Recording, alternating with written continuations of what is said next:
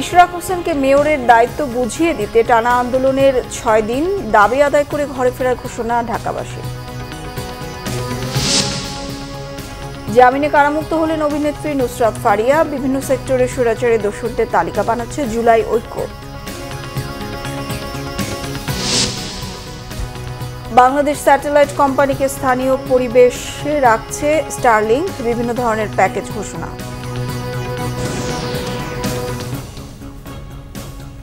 দেখছিলেন crown cement সংবাদ শিরোনাম, এবার বিস্তারিত। ইশরাক হোসেনকে মেয়রের দায়িত্ব বুঝিয়ে দেওয়ার দাবিতে টানা ৬ষ্ঠ দিনের মতো চলছে আন্দোলন। নগর ভবনের সামনের সড়কে অবস্থান নিয়েছেন পুরান ঢাকার বাসিন্দারা। একই সঙ্গে চলছে নগর ভবন ব্লকেট কর্মসূচি। আদালতের নির্দেশ উপেক্ষা করে শপথের উদ্যোগ না নেওয়া স্বাধীন নির্বাচন কমিশনের গেজেট অমান্য করাকে রাষ্ট্রদ্রোহিতার শামিল বলে মনে করছেন তারা। আরও জানাচ্ছেন মহিবুল্লাহ মহিব। ঢাকা দক্ষিণ সিটি কর্পোরেশনের প্রধান কার্যালয় নগর ভবনের সামনের দৃশ্য এটি। ইশরাক হোসেনকে মেয়রের দায়িত্ব বুঝিয়ে দেওয়ার দাবির এই আন্দোলন টানা ৬ষ্ঠ দিন চলছে। প্রতিদিন এতে স্বতঃস্ফূর্ত অংশগ্রহণ করছেন পুরান ঢাকার সর্বস্তরের মানুষ। তাদের বিশ্বাস, আদালতের রায় মেনে ইশরাক হোসেনকে দায়িত্ব বুঝিয়ে দিলে কমবে নাগরিক সমস্যা। মেয়র ইশরাক হোসেন, ওনাকে এরপর দিয়া শপথের দাবিতে আমরা এখানে মূলত উপস্থিত। ইশরাক হোসেনের যতদিন পর্যন্ত মেয়র হিসেবে ঘোষণা না করবে, আমরা লাগাতার আন্দোলন চালিয়ে যাব। অনতি বিলম্বে ইশরাককে ঢাকার মেয়র ঘোষণা করে তার শপথ বাক্য পাঠ করানোর জন্যই আজকে আমরা এখানে এসেছি। এই স্বাধীন দেশে কোর্ট থেকে রায় দিয়েছে, আমরা ন্যায় বিচার পেয়েছি। নির্বাচন কমিশন থেকে গেজেট পাস করেছে। ইঞ্জিনিয়ার ইশরাক হোসেনকে গেজেট এবং কোর্ট থেকে ন্যায় বিচার পাওয়া সত্ত্বেও এই সরকার শপথ পড়াচ্ছে না। একদিকে আদালতের রায়, অন্যদিকে নির্বাচন কমিশনের গেজেট। ইশরাক হোসেনকে শপথ পড়াতে আর কোনো বাধা না থাকলেও অন্তর্বর্তীকালীন সরকারের এমন কালক্ষেপণে বিস্ময় নগরবাসীর। প্রয়োজনীয় ব্যবস্থা গ্রহণ না করে শপথ দিয়ে তাকে সেবা করার যদি সুযোগ না দেয়, তাহলে এইটা সারা বাংলাদেশে ছড়িয়ে পড়বে। স্থানীয় সরকার মন্ত্রণালয় তারা ইশরাককে দায়িত্বে না দেওয়ার ষড়যন্ত্রে মেতে উঠেছে। সেই জন্য তারা আইন মন্ত্রণালয়ের মতামত চেয়েছে। উচ্চ আদালত রায় দেওয়ার পরে আইন মন্ত্রণালয়ের সলিসিটরের কোনো মতামত দেওয়ার এখতিয়ার নাই, কোনো ক্ষমতা নাই। আমরা মনে করি এটা বাংলাদেশ জাতীয়তাবাদী দল বিএনপি এবং ইঞ্জিনিয়ার ইশরাকের বিরুদ্ধে, দানের শীষের বিরুদ্ধে একটি সুগভীর ষড়যন্ত্র। আইনের মাধ্যমে কোর্ট রায় দিয়েছে, জনতার ম্যান্ডেট কোর্ট ফিরিয়ে দিয়েছে, যে ইঞ্জিনিয়ার ইশরাককে বিজয় ঘোষণা করেছে। কিন্তু আমাদের এই নির্বাচন কমিশনের গেজেটও করা হয়েছে, কিন্তু শপথ বাক্যর যে অংশটুকু, শুধু এই অংশটুকুই বাকি আছে। এই অংশটুকু শপথ বাক্য পাঠ করা হলে আমাদের নগরপিতা আমরা পাই। ২০২০ সালের ঢাকা দক্ষিণ সিটি কর্পোরেশন নির্বাচনে ব্যাপক অনিয়ম, কারচুপি, জালিয়াতির অভিযোগ এনে মামলা করেন ইশরাক হোসেন। সে মামলায় ব্যারিস্টার শেখ ফজলে নূর তাপসকে অবৈধ উল্লেখ করে ইশরাক হোসেনকে মেয়র ঘোষণা দিয়ে রায় দেয় আদালত। সকল প্রক্রিয়া অনুসরণ করে রায় মেনে গেজেট প্রকাশ করে নির্বাচন কমিশন। মহিবুল্লাহ মহিব, বাংলা ভিশন, ঢাকা। দর্শক, এই মুহূর্তে নগর ভবন এলাকায় আছেন আমাদের সিনিয়র রিপোর্টার নিয়াজ মাকদুম, যুক্ত চিতার সঙ্গে।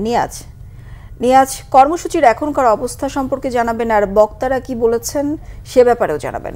বিপাশা, এই মুহূর্তে আমি আছি নগর ভবনে।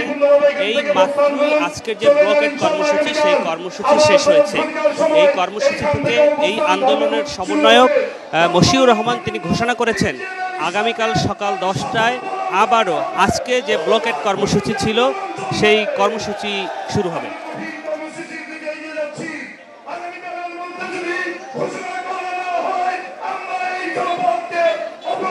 আপনারা দেখছেন যে কর্মসূচি শেষ হওয়ার পরে এখানকার যে আন্দোলনে যারা অংশ নিয়েছিল তারা তাদের গন্তব্য ফিরে যাচ্ছেন। আজকের এই আন্দোলনে একদম শেষ সময় সিটি কর্পোরেশনের নগর পরিবহনের যে ইউনিট, সেই ইউনিট এই আন্দোলনে অংশ নিয়েছে। আপনারা দেখছেন যে একদম শেষ সময় এই যে কর্মসূচি চলছে, সেই কর্মসূচিতে লোকজন হাতে তালি দিয়ে তারা এখান থেকে চলে যাচ্ছে এই আজকের এই নগর ভবনের সামনে থেকে। আগামীকালকে তারা যদি সকাল 10টার মধ্যে ইঞ্জিনিয়ার ইশরাক হোসেনকে মেয়রের পদ বুঝিয়ে না দেন, তাহলে তারা কঠোর কর্মসূচি দেওয়ার জন্য প্রস্তুত রয়েছে এবং নতুন করে কর্মসূচি ঘোষণা করবেন। এই ছিল আজকের এখানকার সর্বশেষ অবস্থা। যে সবশেষ এই আন্দোলনের সমন্বয়ক মশিউর রহমান তিনি কর্মসূচি ঘোষণা করেছেন। তিনি বলছেন আগামীকাল সকাল 10টায় আবারও তারা এখানে অবস্থান নেবে এবং সকাল 10টার মধ্যে যদি তারা ইঞ্জিনিয়ার ইশরাক হোসেনকে তাদের যে মেয়রের পদ বুঝিয়ে না দেন তাহলে তারা কঠোর কর্মসূচি দিবেন। বিপাশা। নিয়াজ, ধন্যবাদ আপনাকে। দর্শক, নগর ভবন এলাকা থেকে যুক্ত হয়েছিলেন সহকর্মী নিয়াজ মাকদুম। দক্ষিণের মেয়র হিসেবে ইশরাক হোসেনকে শপথ না পড়ানো সংক্রান্ত একটি রিটের শুনানি চলছে। দর্শক, সে ব্যাপারে খবর সংগ্রহে হাইকোর্টে রয়েছেন এই মুহূর্তে সহকর্মী ফজলে রাব্বি, যুক্ত তার সঙ্গে। রাব্বি, রিটের শুনানির ব্যাপারে সর্বশেষ কি তথ্য জানতে পেরেছেন, দর্শকদের জানাবেন। জি ধন্যবাদ। আপনি জানেন যে ঠিক দুপুর 1টায় কিন্তু আজকে যে শুনানি মেয়র ইশরাককে শপথ পড়ানো না জন্য যে শুনানি হওয়ার কথা, সেই শুনানি কিন্তু আসলে অনুষ্ঠিত হয় এবং তার পরবর্তীতে আবার বিকাল 4টার পরে কিন্তু আসলে শুরু হওয়ার কথা আছে। এখন পর্যন্ত কিন্তু আসলে যে শুনানি হওয়ার যে কার্যক্রম সেটা কিন্তু শুরু হয়নি। তবে ইশরাক হোসেনের যে আইনজীবী তিনি কিন্তু বারবার বলছে যে প্রজ্ঞাপন হওয়ার পরও আদালতের রায়ের পরও ঠিক কেন তাকে মেয়র হিসেবে ঘোষণা করা যাবে না, এর বৈধতা নিয়ে কিন্তু তারা কথা বলছে। পাশাপাশি আপনি জানেন যে 2020 সালে যে নির্বাচন হয়, এই নির্বাচনের পরেই কিন্তু আসলে তাকে তিনি মামলা করে বলে যে এই ভোট কারচুপি হয়েছে এবং অনিয়ম হয়েছে, যার পরিপ্রেক্ষিতে কিন্তু আদালত গত 17ই মার্চ রায় দেয় যে তিনি পুনরায় মেয়র হবে এবং নির্বাচন কমিশন ইতিমধ্যে গ্যাজেটও প্রকাশ করেছে। তারপরেও আসলে তিনি তার মেয়র হিসেবে শপথ না পাওয়াটা আসলে তার আইনজীবীরা বলছে এটা অনেকটা ব্যথিত তারা। তো একটা বিষয় ছিল। পাশাপাশি আরেকটা বিষয় যে আপনি জানেন যে ঠিক 4টার কিছু পরে কিন্তু আসলে শুরু হবে, শুরু হওয়ার পরে কিন্তু আসলে জানা যাবে যে শুনানিতে কি আসে। তো মোটামুটি এই ছিল আমার কাছে মোটামুটি সর্বশেষ অবস্থা হাইকোর্ট থেকে। রাব্বি, ধন্যবাদ আপনাকে। দর্শক, হাইকোর্ট থেকে যুক্ত হয়েছিলেন সহকর্মী ফজলে রাব্বি। বাংলাদেশের পণ্য রপ্তানিতে ভারতের নিষেধাজ্ঞায় বাংলাদেশের চেয়ে ভারতের ক্ষতি বেশি হবে বলে মন্তব্য করেছেন স্থানীয় সরকার পল্লী উন্নয়ন সমবায় যুব ক্রীড়া উপদেষ্টা আসিফ মাহমুদ সজীব ভুঁইয়া। দুপুরে সাভারে জাতীয় যুব উন্নয়ন ইনস্টিটিউটে এক যুব সমাবেশে যোগ দিয়ে সাংবাদিকদের সাথে আলাপকালে তিনি কথা বলেন। তিনি বলেন, ভারত বাংলাদেশে বেশি পণ্য রপ্তানি করে থাকে। যেহেতু ভারত বাংলাদেশি পণ্যের উপর নিষেধাজ্ঞা দিয়েছে, তাই সরকার বিকল্প ব্যবস্থার সন্ধান করছে। এই নিষেধাজ্ঞায় দেশের ব্যবসায়ীদের কিছু ক্ষতি হবে। এ সময় ইশরাক হোসেনের বিষয়ে তিনি বলেন, বিষয়টি যেহেতু আদালতের উপরে বিচারাধীন, তাই এ বিষয়ে কোনো মন্তব্য করা সমীচীন হবে না। যেহেতু এটা একটা সাডেন এসেছে, সেক্ষেত্রে আমাদের বিকল্প ব্যবস্থা খুঁজতে হবে এবং সেই বিকল্প ব্যবস্থা খোঁজা পর্যন্ত তো কিছু প্রতিবন্ধকতা থাকবে এবং ব্যবসায়ীদের সাময়িক হয়তো কিছু ক্ষতি হবে। তবে দীর্ঘমেয়াদে আমরা মনে করি এটা আমাদের আত্মনির্ভরশীলতার দিকে এগিয়ে যাওয়ার একটা সুযোগ।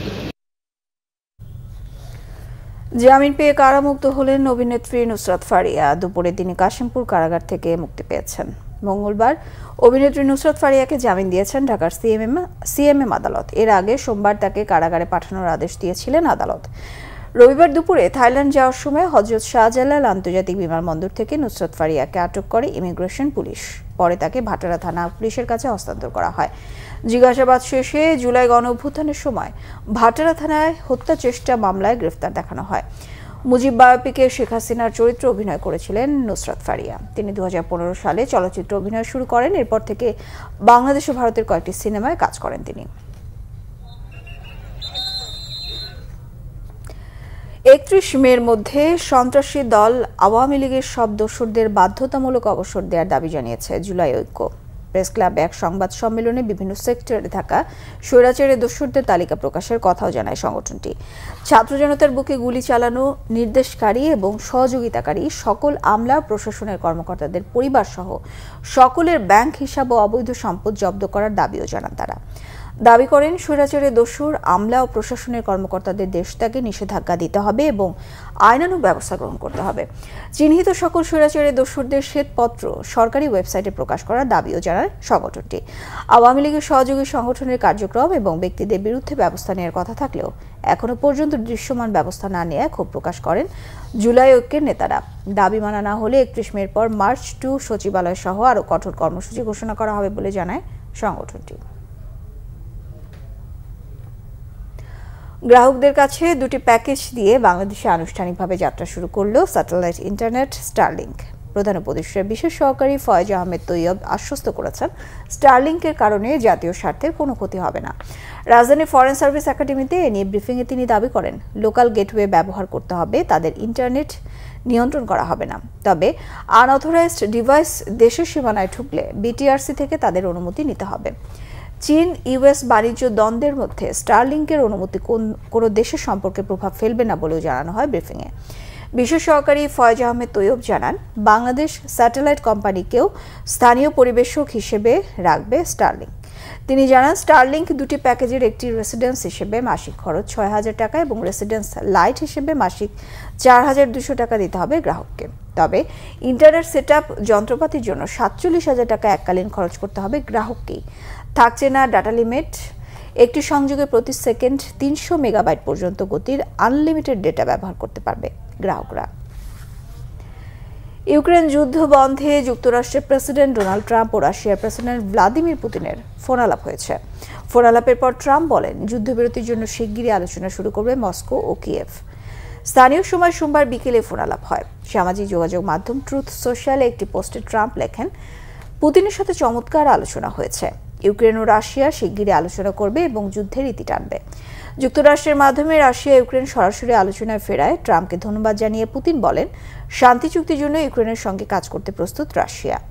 দুই পক্ষ একটি চুক্তিতে পৌঁছালে নির্দিষ্ট সময়ের জন্য যুদ্ধবিরতি কার্যকর করা যেতে পারে, তবে সব পক্ষের জন্য গ্রহণযোগ্য সমঝোতা প্রয়োজন বলে মনে করেন পুতিন। এই ছিল এখনকার মতো। পরের সংবাদ সন্ধ্যা ৬টায়। ৫টায় রয়েছে নিউজ টপ 10, দেখার আমন্ত্রণ রইল। এছাড়া বাংলাভিশন সংবাদ ও সংবাদ সংশ্লিষ্ট অনুষ্ঠান দেখতে ভিজিট করুন www.bbnews24.com ও facebook.com/banglavishnnews।